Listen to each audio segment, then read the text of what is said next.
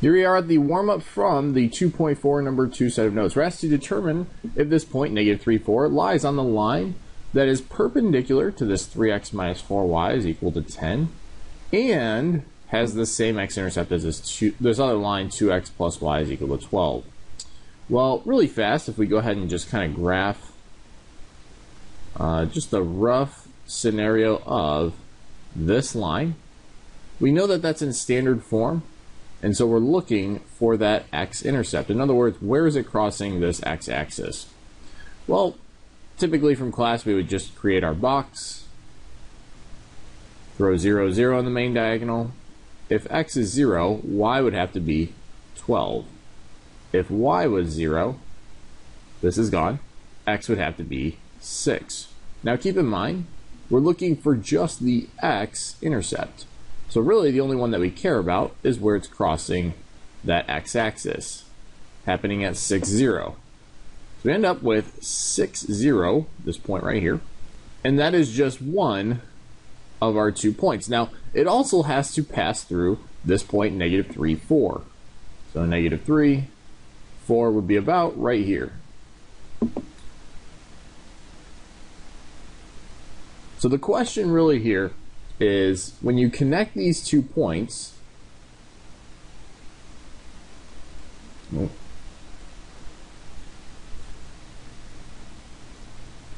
when you connect those 2 points and create that line, is it in fact perpendicular to this other line? So is it perpendicular? That's the question.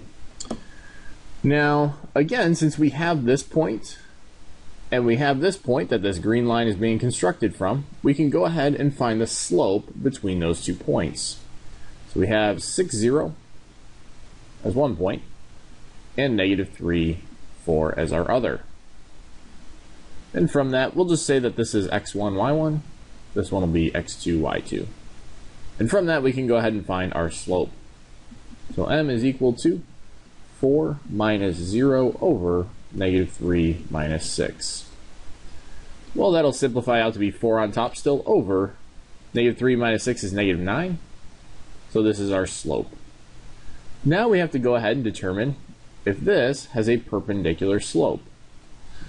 So we have 3x minus 4y is equal to 10. Right now it's in standard form, but we need it to be into slope-intercept form, such then that we could actually look at the slope. So we're going to go ahead and subtract 3x from both sides. They are gone now from the left side. So we have negative 4y is equal to negative 3x plus 10. And now we're just solving for y. We're going to go ahead and divide negative 4 on both sides.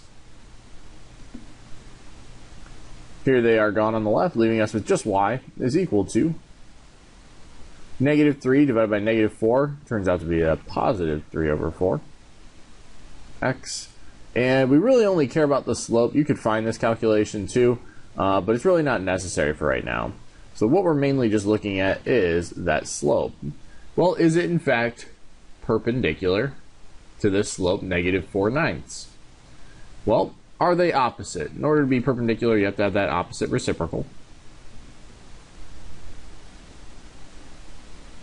So, are they opposite signs of one another? And the answer is yes. This guy's positive, this guy's negative.